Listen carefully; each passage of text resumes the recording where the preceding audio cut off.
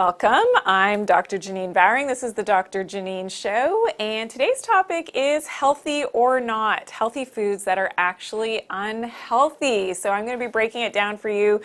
Make sure that you are participating. This is a really fun show, so you can predict what I'm going to say, either a big thumbs up or in the big green check mark, or a big red X, a thumbs down on some of the following, what is often thought of as healthy foods. So we're going to be breaking it down. We are continuing. We talked about this last week, so if you missed last week's show, make sure you check it out on YouTube and on Facebook, but we're streaming live everywhere. So we are on Facebook, we are on YouTube. Hello to my Instagram and my TikTok followers. Remember, I'll stay on the line with you after the show to answer some of your questions. But wherever you're watching from today, make sure that you're putting your questions, your comments in the comment section below. We also have our giveaway, the trivia section of the show that happens every week. And this week we have from our generous sponsors at Pt2, the fat factors. Yes, you're welcome. I know that this is a very popular item, and this is very generous that you have the ability to win this. So just participate in the quiz section, in the trivia section of the show. You don't have to get the questions correct. We just want to see that you're participating, and then you'll be entered to be randomly selected from all of our winners. So enjoy the show. It's going to be a great one. And again, if you're new to my channel, welcome in. I hope that you're subscribed, and also turn on your notifications so you're always aware of, when we are uploading our new videos. Especially on YouTube, we've got thousands of videos, so this is being uploaded every single day. Okay, let's get right to it. And can you send me all those likes and thumbs ups and things that you can. I love all the TikTok things that you can send me. It's so much fun as well. So make sure that you are, enjoying the show and making it fun as we go along. And of course, if you've got questions as the show is rolling through, then make sure you put them in the comment section. Okay, let's start with low-fat foods. So, low-fat foods. Are they healthy or not? Well, we know that to, make up for the fat that now is lacking in these supposedly healthy low-fat foods, if you're looking at the ingredient list, there are a lot of fillers. So you really have to break down those ingredients and look very carefully. So one of those is carrageenan, or carrageenan. So carrageenan is something that is derived from sea moss, but it's very adulterated, so it's very processed and can cause a lot of digestive upset. So I've got other posts on that, so you can check those out, but it's not one of my favorite ingredients. And this is something that in my own discovery with eating healthier foods and things, some of which I'm not sure we'll get to in this episode today, that, I really started to look for carrageenan in some of these health foods. And I was never one to eat low-fat foods because I always knew, the research behind it. Not necessarily the healthiest thing. And, some of these other ingredients and other fillers, like the locust bean gum, is something that's known and the research shows. So if we take a look at this study, the research shows that it has an effect on what's going on in terms of our glucose tolerance, our sugar digestion, and the gastric motility. And this was a study done in rats, and it showed that it actually slowed down, so reduced the rate of gastric emptying and thus slowed down the passage of food from the stomach into the upper small intestine. Now, we don't want that. I mean, we eat our food in a way, and our food that's real food is digested in a certain timely manner. And in order for our gut bacteria, our microbiome to work appropriately on digesting our food the way that it's supposed to, so we can get that energy from the food, we don't want to have these extra fillers and things. And that's the problem with the low-fat food, is that they've got to fill it up to have that same consistency in that food, so that the experience, the taste experience, and if you're using it for baking, so I think of yogurts, I think of sour cream, all these low-fat foods and milks and things, usually in the dairy categories, are often loaded with these fillers. Not to mention that often they have a lot more sugar to make up for that loss of fat because of the flavor profile, so that you actually enjoy that low-fat food. And it's usually people that are overweight that are consuming the low-fat foods, trying to lose more weight.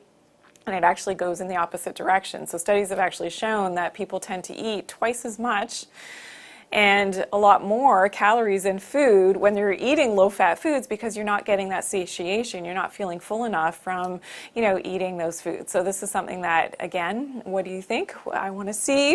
Is this going to be a big green check mark, thumbs up, or a thumbs down? What do you think I'm going to say on the low-fat foods? Yeah, this is the big red X. So this is the thumbs down. I am not a big fan of the low-fat foods. Okay, so hello to everybody who's joined in today. It's so nice to see you, and this is something that I know that you may have a lot of sort of shocking reactions to some of the things that I'm talking about. Now, next we're going to talk about diet sodas. So diet pop soda, is it healthy or not? Hello to Melanie and Arletta on Facebook. Thanks for tuning in. Some of our regulars are here. Great to see you here. Okay, so diet sodas.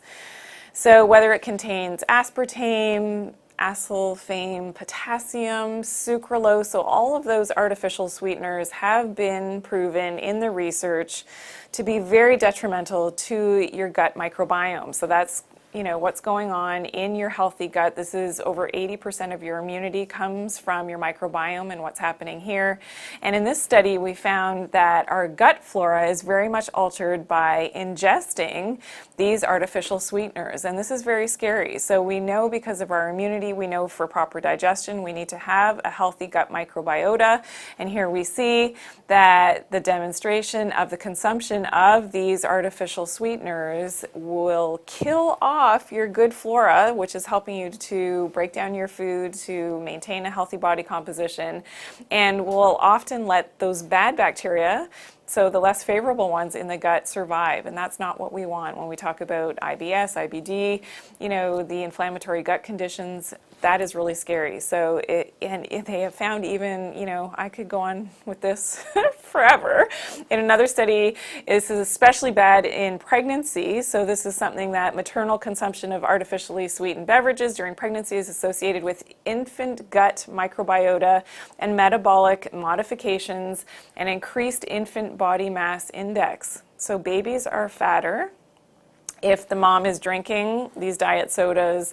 They also have an influence on their gut microbiome, meaning suppressed immunity, not being able to digest food. Who knows down the road, in terms of further looking at these babies, how well they're actually going to have a healthy digestive tract. So something else to be aware of. So definitely not in pregnancy. You should never, in my opinion, consume diet sodas. It's something that is really detrimental for your health. Now, also raising your blood glucose level. So a lot of people that are diabetic, or you have insulin resistance, or you're trying to lose weight because you know that the carbohydrates, the sugars will make you gain more weight, and you're drinking the diet sodas thinking, hey, this is great for me.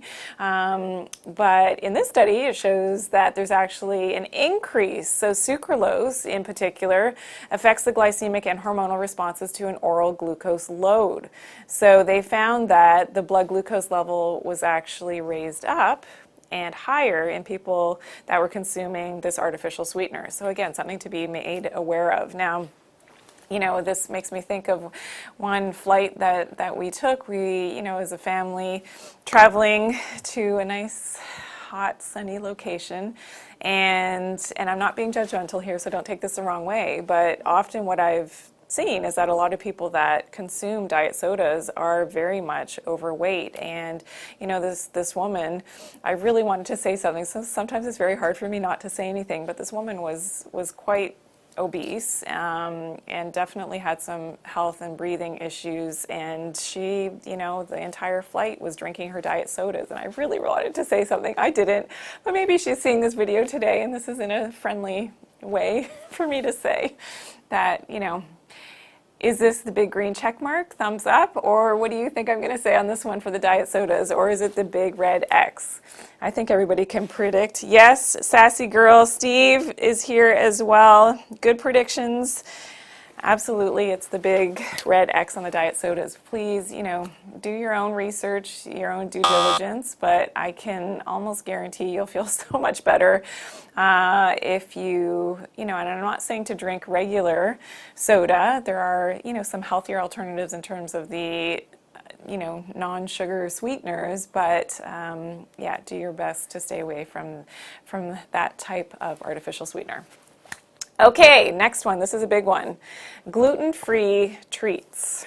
Are they healthy or not? So whether it's the cookies, maybe it's the muffins, it's the baked goods, it's the gluten-free bread, the pastas, all of these, different alternatives that gluten-free, celiac people, or if you're sensitive to gluten, if you're needing, to fill up part of that diet with especially the carbohydrates with gluten-free now, because you can't have the gluten or you don't tolerate the gluten, is this actually healthy for you? Well, there is a lot of sugar. So if it's the baked goods and the sweets and the treats and things, there's a lot of sugar most times in these gluten-free treats. Now, these are grains, so if it is, whether you're not having the wheat flour, now it's a gluten-free type of flour in your baking, or you're purchasing bread, muffins, buns, whatever it is, if it is an alternative now to the wheat itself as a grain, it still is a grain, and a lot of people do have difficulty with grain products.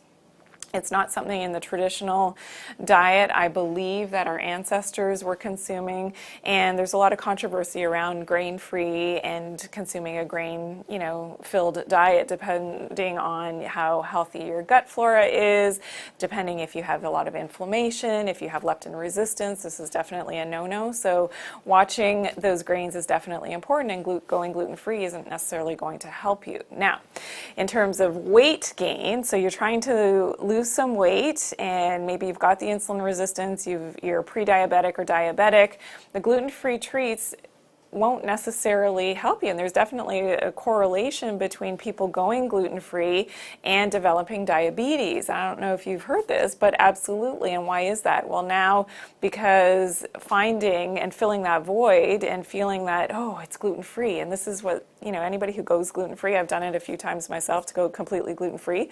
It's almost like the keto movement as well. You go to the grocery store, and usually most foods in the grocery store, as you know, unless it's in the produce section of the store, is not that healthy. But you go to, the section where, let's say, the baked goods are, and you see gluten-free. It's like, oh, I found something gluten-free. I can eat this. You're not now looking at the sugar and the other, fillers and the other, non-food ingredients, unhealthy ingredients that are in there. You just see gluten-free, and it's like, oh yes, I can eat this. So that's part of that mental aspect of deprivation, and then finding something that you think is better for you, but not necessarily. So that's why, where do you think I'm going to go on this one? The gluten-free treats, is it going to be the big thumbs up, do you think, or is it going to be the big red X? I'm curious what you're thinking. Okay, so this one, yeah, it's going to be the big red X, so just be mindful. I'm not saying that you can't ever have the gluten-free treats. I enjoy them myself, and I make them myself, but it's not a healthy food to be reliant on in terms of a healthy diet, especially if you've got the leptin resistance, you've got sensitivities to grains in general, and you're filling a void there that you think that you need to fill. Okay, let's go on to the next one. Yogurt. So I'm talking about commercial yogurt that's purchased in the store. Do you think it's healthy or not, in my opinion? Well, one of the big problems with conventional and commercial yogurt that's produced, in the masses, is that it does contain a lot of sugar. So whether that's honey, which usually is a pasteurized honey, and not the healthy type, but it does contain a lot of sugar. And if it doesn't contain a lot of sugar, it will have the artificial sweeteners to make it sugar-free and lower carbohydrate. But it's not necessarily the best way to go, because yogurt by its nature is quite tart and sour in its taste. That's what makes it yogurt. So one of the other aspects of commercial yogurt is that it contains not always the best strains of the live probiotics, and by the time it gets to you, they're probably not alive anyway. So this is another factor to consider. And this is very different from making your own yogurt, of course, and I've showed how I make my own yogurt with a probiotic culture, and that's something that's definitely different from what I'm talking about here. Now, the other question is, how well do you tolerate if it is a dairy-based yogurt, and where and what type of health of that cow is in question now when you are consuming dairy products. So are there hormones, added to their feed, and antibiotics? Are there dioxins in that dairy product, in that yogurt end product? These are all the questions that you have to ask yourself. So definitely, an antibiotic-free, hormone-free, grass-fed is going to be a better yogurt product, and hopefully it has some live culture in there. And people have issues with the lactose as well, so we know that, if you have problem digesting, those, dairy sugars, the lactose, then you may be lacking in that lactase, and most humans are, because we're not necessarily supposed to be ingesting the milk of another animal. So that's controversial as well, of course, and something that I've talked about in my book. So what do you think? I'm going to go in this direction for the yogurt, commercial yogurt, not the one you make at home. Is it going to be the thumbs up, a big green check mark, or is it going to be the big red X? I think you can guess this one. Yep, Melbird. Hi, nice to see you. You've got it. You've got it right. Now, yes, and Amiga Cubana, great question. If it's made, especially if you make it yourself with coconut milk, that's a different story. So that would be, you know, definitely better in my books. But yeah, this one is the big red X. So commercial yogurt, I do not like. I most times don't consume it. And yeah. That's just my own personal opinion. So if you do have questions or comments, I'd love to hear from you. Put it in the comment section below. Hello to Joyce Ann Marie is here as well. And Itchhorn, nice to see you. Is kefir okay? So yes, again, looking at if it's an organic grass-fed kefir, then that would be definitely better, making sure that there's no added sugar or artificial sweeteners in there. So if you're just tuning in, we're talking about, are these foods healthy or not? I'm Dr. Janine, and let's move on. So let's go to egg whites. Here's a big one, because a lot of, you know, fitness and people in the health industry, they talk about the egg white omelets, they talk about doing egg white, you know, the egg bite types of things, which is a little bit controversial. I'll tell you why. So I believe that nature, Mother Nature, you know, the powers of creation create things in a certain way for a certain reason. And if we were just supposed to have egg whites in an egg, then that's how they would be created from the get-go. So I believe that the entire balanced nutrition comes from both the egg and the yolk when you're consuming whole eggs. And the yolk actually is where we get the healthy fats and also our vitamin E. So this is important, that if you are concerned about natural vitamin E, that you don't cook your egg yolks too much, and that will help to preserve that vitamin E. So, you know, if you're the type of person that likes your eggs, you know, cooked very well, then you're not getting the benefit of your vitamin E. So that's a little aside. Now, when you're just consuming the egg whites, it may be lower in fat, but you know, we talked about, you know, the low fat craze and the low fat foods is not necessarily the best thing for you. We need those healthy fats, and we need those carotenoids. So the carotenoids are the important antioxidants needed by our eye tissue, so for proper vision, our brain health is important and relies on these carotenoids as well, and that is part of why the egg yolk is yellow, because the carotenoids, just like in, you know, yellow fruits and vegetables, those carotenoids are very potent in antioxidants, so really important for our nervous system health as well. So where do you think I'm going to go on this one? Egg whites. Eating just the egg whites on their own, and I'm talking, you know, you're not eating the yolks, maybe you're buying the egg whites in those containers. What do you think I'm going to say about this one? Jane's Place. Sassy girl. I'm surprised, actually. Jane's Place, you changed your answer. Yeah. You're more on me on where I'm going with this one. Okay, so the answer is the big red X. Yes, so egg whites, yes, if they're with the entire egg, totally healthy, but if you're purchasing the commercially, again, or you're just consuming the egg whites, and this is something that, yeah, we need the yolk. We need that healthy fat and the carotenoids as well. Okay, I know, controversial. Okay, so let's move on. Is agave syrup healthy or not? So this is interesting, and I know this is controversial. A lot of people have, you know, they're very sided in their perception of agave. So this is something that comes from Mexico, and the sap itself, so in its whole form, the agave is very high in sugar, but it does contain some natural healthy fiber, and these are called fructans, and this is actually beneficial in terms of our metabolism and for our insulin levels. So in its whole form, if you were to go and farm this yourself, then this is actually healthy for you. Now, when we talk about the traditional processing of the agave syrup, most of what is purchased in the stores, they have big containers of it at these big box stores, then unfortunately, because of that processing, the fructans are extracted and broken down into fructose. And we know that fructose and high fructose is very detrimental because only our liver can handle this. It doesn't go through the regular metabolism, so you can develop a fatty liver. And we know that a fatty liver is definitely on the rise, and this is something that we definitely have to be aware of. You can also accumulate a lot of belly fat when you consume a lot of fructose. So this is another reason why people often have, more fat around the midsection. Women, we tend to have some of these issues because of hormonal reasons and leptin resistance and the insulin resistance, but fructose is not necessarily our best friend, and this is why we have to be careful. So if you're cooking and you made that switch over to the agave syrup, for the reasons thinking that, it was healthier and that it's going to be, in terms of a weight loss plan, healthier for you, not necessarily. So now another thing in terms of agave is that, I don't know if you knew this, but tequila is from agave, and there's different grades of tequila. So I'm very particular about my tequila. It's so funny because I didn't know that I was like a tequila snob until I had the opportunity to really, experience different types of, and don't take this the wrong way, I don't drink a lot of tequila.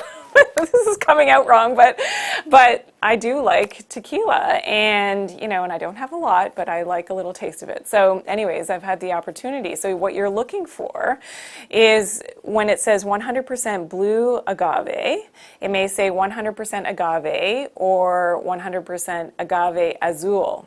Azul being blue, and this is the good stuff. So that means that it has 0 carbohydrates, and it's not going to have that processed agave in the tequila, which is going to run down the road of having more of that fructose, and which is of course compromising and can lead to the fatty liver and things. So I'm not promoting that you go out and drink a lot of tequila. All I'm saying is that there are healthier ones.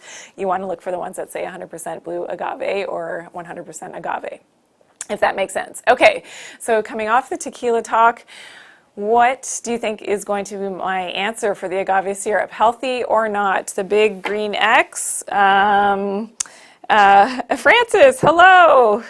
You like your 1924 tequila? Yes, yes, yes. And Sassy Girl is into the tequila as well. We opened up a whole other conversation here today, didn't we? That's awesome. Melbourne, good job. Yep. Anybody else going to chime in here? So Sandra says, so anything processed is bad? Yes, great question, Sandra. Yeah, most times a lot of processing is coming away from the natural state of foods, and most times it's not going to be as healthy as the natural state of foods. Okay. So yeah, this one, the agave syrup, is the big red X, everyone. So of course, again, this is the processed agave that I'm speaking about, but I'm not a big fan of it. Okay, let's move on. Margarine, or margarine. So is this healthy or not? So margarine was once called oleomargarine, and it was first created in about 1869, and this was a chemistry major, so it's a French chemistry chemist, and his name was Hippolyte Maurice. And so he discovered that, yes, that this somewhat edible substance could be made, you can see where I'm probably going with this one, instead of, the very expensive beef fat, which not everybody could afford, certainly as well, and wasn't always readily available, as well as being a less perishable option to regular butter. And we know that butter, doesn't always keep, especially depending on the climate. So this margarine was synthesized. And one of the problems is the trans fat. So this has gotten a little bit better in terms of labeling laws, that now on labels It needs to be broken down in terms of mono and diglycerides that are in there, but they are fats. And just like triglycerides can have detrimental effects when they are being consumed. And they're not always hydrogenated, but sometimes partially hydrogenated. And this is the hydrogenation process is what makes margarine so detrimental, because this is what's causing those trans fats. And trans fats will have a negative impact on your cellular membranes, which are made up of phospholipids. So there are fats in all of the outside of our cells, and that's where these trans fats will have that negative impact and actually make the outside of our cells more rigid, so that, you know, our nutrients can't get into our cells as well, and our toxins can't be released from our cells. And this is part of that overall toxicity, which I often come back to, that, you know, detoxification is very important, and a full body detox to get those toxins out. So I've got a ton of other videos on that. You can check those out, and my stance on detoxification. Now, many of the liquid oils used in margarines and those spreads that you may, you know, consume as well are deodorized, and they use this hydrogenation process, and it does create small amounts of these trans fats. And there is definitely a linkage to trans fats and cancer, so that correlation is there. And I've always been of the stance that butter is better. So butter in so many ways is so much healthier for you. I know, again, is controversial. It does contain something called CLA, so conjugated linoleic acid. A lot of people take this as a supplement, as a natural fat burner, which is amazing. And it is very anti-inflammatory. So this is something that's important. Now, we always want to make sure that our butter is from grass-fed cows, again, organic. It's very expensive, I know, but you have to make that investment in your health for yourself. You don't need a lot of it, but eating grass-fed butter is a game changer for your health and any inflammation in your body. It also contains vitamin A in natural butter, also trace minerals. So this is important. Selenium is one of those things that you can find in a good grass-fed butter, which we know is very important for our metabolism, for our thyroid health, as well as butyric acid, which feeds our good gut bacteria. One of the only good sources of butyric acid is in butter, as well as iodine, which we know is also important for your thyroid, and vitamin K2. So we know that that's important for our calcium metabolism. Make sure that calcium is not, you know, clumping in our body and increasing our risk factors for cardiovascular disease as well. So butter is definitely better. So where do you think I'm going to go on this one in terms of margarine? Coming back to margarine, is it the big green check mark or the big red X? Yes, sassy girl. Love your answers. Good job. And Melbird. Yeah, lots of PUFAs. Thank you. See? Very, very good, Melbird. Lots of PUFAs in the polyunsaturated fatty acids in the margarine. I think, yeah, Melbird, you've seen all the videos, so you know where I'm going with this one. Francis, good job. Brent is here as well. Nice to see you. Yes, it's this one, the big red X on the margarine. I'm not a big fan. Itchhorn is ghee and coconut oil okay? Yes, grass-fed ghee. So try to either make it yourself, the grass-fed ghee, and the coconut oil, absolutely make sure it's not processed coconut oil, so not fractionated coconut oil. But those are ones that I often talk about. I talk about those in my other videos as being the good oils to use. So great question on YouTube. Thank you, thank you. Okay, here's a big one. We're almost out of time. Coconut water. So I'm talking about commercial coconut water that you purchase. Is this good or bad? I know that a lot of celebrities were touting, you know, going probably about 10 years back now, 10, 15 years, that coconut water is all the rage. And I'm talking, and this is where, you know, the coconut water products were flying off the shelf. Everybody started drinking coconut water.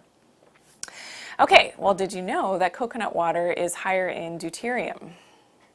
So we know that deuterium, if you don't know what deuterium is, make sure you go check out my videos on deuterium. And this is heavy water, so there's an extra hydrogen there, and it basically messes up our metabolism. So as compared to, you know, high carb foods, which are very high in deuterium, and that's one of the reasons why carbohydrates, and grains are not so healthy for us. So as an example, soluble corn fibers is 155 parts per million of deuterium. Wheat flour is 150 parts per million. That's not so good. I mean, and I've interviewed, an expert, Victor I can't hear you, sorry. Savolowski, I'm so sorry, and on the aspects of deuterium depleted water and why that's so important and what it does to our cellular metabolism. So please check out my video with Victor, and that is, really important information. But as a comparison, so he says we need to be around 130 parts per million. As a comparison, coconut water is around 156 parts per million, so even higher in deuterium than the grains, and often the unhealthy grains that you may be consuming. So that is, sort of shocking for a lot of people. Now, what the better coconut water to drink, if you are going to drink coconut water, is from the young green coconut. So these are the ones, that have come off the tree and have been picked off the tree, not the ones that have been, sitting on the ground and are, getting further along in the ripening process. So the green ones are definitely better. Now, in terms of purchasing the conventional types of coconut water, unfortunately, in order for them to be processed and shipped for transport, the coconuts themselves are actually dipped in formaldehyde. So that's another concern. Often, if you're buying, conventional ones, they'll add in sugars and flavors and preservatives, and they go through a pasteurization process as well at a very high temperature, which again is going to compromise all of the goodness from the coconut water. So, where do you think I'm going on this one? Is it going to be the big green check mark on the commercial coconut water? Let me clarify that. Jane's Place, oh my God, yes, oh my God, exactly. This is something that, this is why I do these shows, because for a lot of people it is a big shocker. No bueno. Francis, you are correct. Jane's Place as well. Steve, back up. Yes, so it's a big red X on the commercial coconut water. Okay, so this has been really fun. I think we're going to jump right to our quiz section right now. So if you're new to the show, if you're just tuning in for the first time, make sure you don't go anywhere, especially on TikTok and Instagram. After the show, I'll be still live to answer your questions. And remember, today we're playing for the fat factors. So this is formerly called the fat burner. And it's a natural way, herbal medicines, to help to burn off some of that fat. Of course, doing it in a safe and natural way. This is what you're playing for. So you just have to participate. You don't have to get anything correct. I like it when you get things correct, but you don't have to get anything correct. But just do your best. It's so much fun in this section of the show. Thank you so much. So I've got everybody here now. So I've got my TikTok, I've got my Instagram here in my ear from my producer, and I see a lot of good questions here on YouTube and on Facebook coming in as well. Okay, are we ready? Question number 1, true or false? Seafood is healthy when your methylation pathways are intact for detoxification. Start with a very technical, sciencey type of question. True or false? Seafood is healthy when your methylation pathways are intact for detoxification. TikTok has it already. And I see a lot of questions on the oils coming in. We'll come back to that, sassy girl. Good job. Okay, Steve is quick today. Sassy girl, good. Piginia, nice to see you. Melbird. Jane's Place, good job, good job. Sandra, good try on Facebook. Anybody else? So the answer is Francis, good job. Razor, thanks for joining. And thanks for all the new follows and all the likes and things, guys, everybody, thanks. Absolute Sophie has it on Instagram, good job. On, yes, no? Oh, sorry. Okay, good try, good try. So the answer is true. So seafood is healthy. It's something that we talked about last week in last week's episode. So seafood, again, picking the right seafood is important. But yes, especially if your methylation, so your detox routes are doing really well, then you can tolerate a lot of seafood.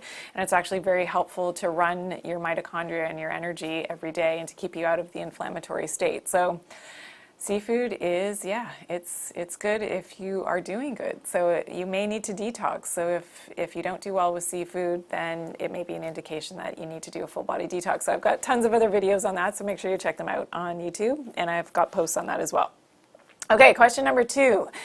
Name one high mercury fish.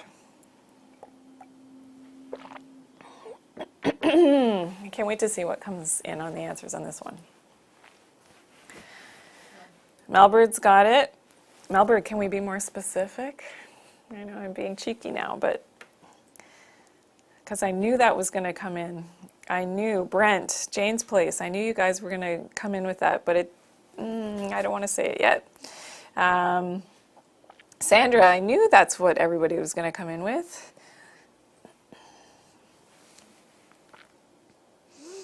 Sassy girl, Brent. Melbourne, good. Francis. I was waiting for that one. Good job. Anybody else? We talked about this last week. So there are a number of high mercury fish. Robotron, we are in the quiz section of the Doctor Janine Show. Welcome in.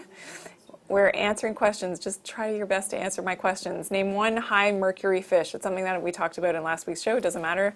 Just do your best. We're playing for a prize. If you're just tuning in, everyone, we're playing for this prize for you to be randomly selected to win the Fat Factors from Vitatree. Okay. Nadia on Instagram has it.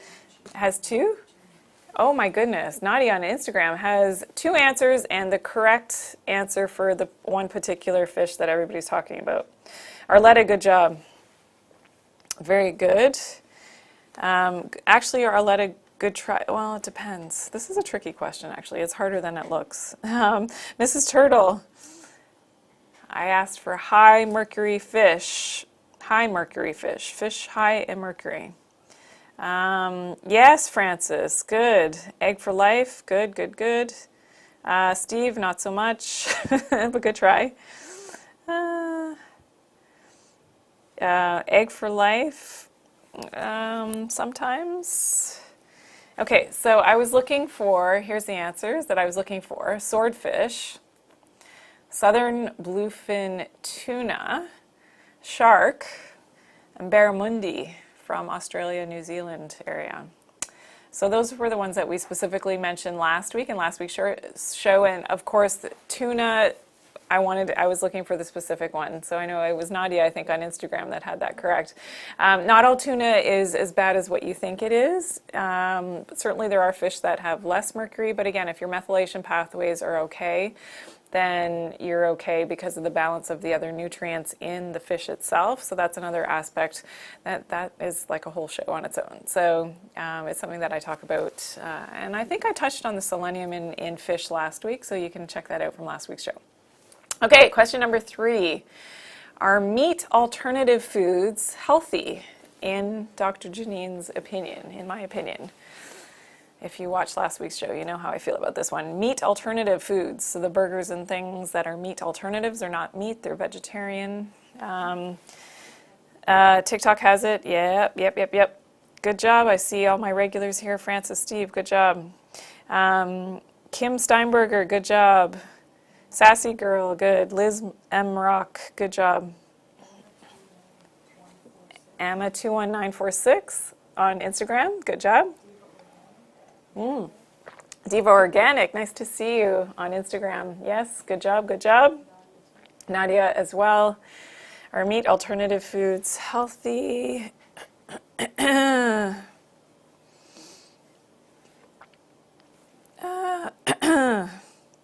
Aisha, hi, nice to see you. Arletta, good job. Aisha had 2 on Facebook as well for the previous question, so good job. Sassy girl, being very specific. Yeah, and it's funny because people try to be healthier by going to these alternatives, and of course the answer is no. In my opinion, those meat alternative foods are not healthy. You couldn't pay me to eat them. Okay, that's my opinion. Okay, question number 4. What heavy metal can be high in kale? Now, there's a number of heavy metals that can be high in kale, but there's one in particular that I spoke about last week. That's the one I'm looking for, but if you give me the other ones, that's a good answer as well. What heavy metal can be high in kale?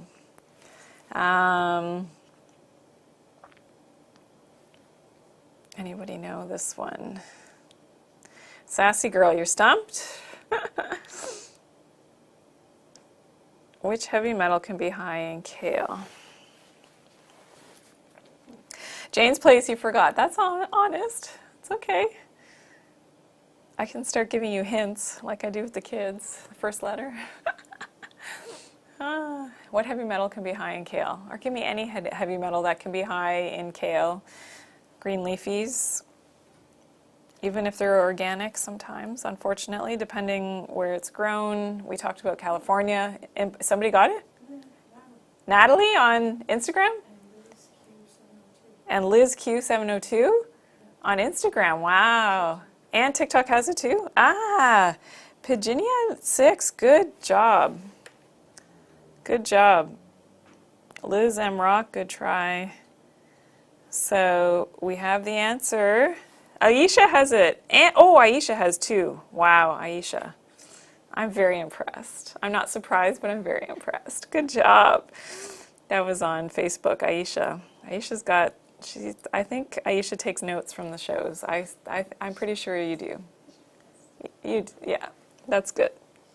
You learn like I do. I need, when I'm learning, I need to usually write things down, and then it sticks. Arletta, wow. This is fantastic, guys. Okay. Nobody else on TikTok has it? Okay, so it's thallium. That's what I was looking for. Thallium can be high in kale, but mercury, of course, as well, and other heavy metals. So you got to watch your green leafies. Okay, final question, true or false? This is way too easy. Eating bananas in Canada in winter is healthy. True or false? Eating bananas in Canada in winter is healthy. Malberg, good job. That was quick. It's too easy. Anybody else? Liz M. Rock, good. Steve, good job. Francis, good job. Brent, good job. Egg for Life, Liz Q, 702. M21946 on Instagram, good job. Sassy Girl, good job. Nadia, good job. Piginia 6, good job.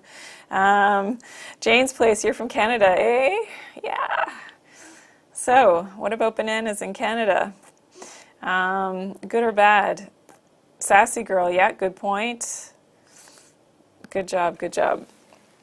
Cube Fan 2916, hello from Arizona. Nice to see you. Thanks for joining in. We're just in the last part of the show. Stay tuned. I'm staying live on TikTok. Anybody else on Instagram have it? Yeah.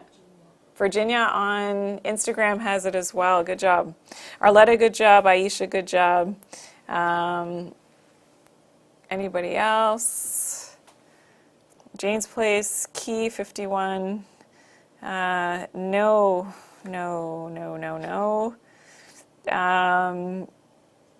So the answer is false. Eating bananas in Canada or in a northern climate in the wintertime is not healthy. Your body, and again, depending on your genetics, but it's very difficult to use the energy from that food and to turn it into your own energy, especially based on the season. So the cold winter climate, it's not going to be your best friend. So thanks everybody for tuning in today. Don't go anywhere on TikTok and on Instagram. I'm coming back to you. But today we talked all about healthy or not, healthy foods that are actually unhealthy. And this was part 2 of the show. If you missed part 1, we talked about that last week, so you can tune in there. And if you do have questions or comments, I would continue to encourage you to put that in the comments section below. And yeah, we always love to hear from you. And if you've got other questions, other ideas for shows or topics for me to discuss, please do put them in the comments. My team, we put all of this information together. Most of what we produce is based on what you're asking for. So don't be shy and put it in the comment section. Be sure to share this video as well. I love it when you share the content that I'm sharing with you, and give me a big thumbs up and all those presents and things that you can give me on TikTok, which is so much fun. If you're new to my channel, welcome in. I hope that you'll subscribe on all the platforms so that you can really get, and start to get, accustomed to the type of information that I'm putting out there in terms of natural medicine and being healthy and doing it all naturally. And remember to always take good care of your health and do it naturally. Thanks for watching today.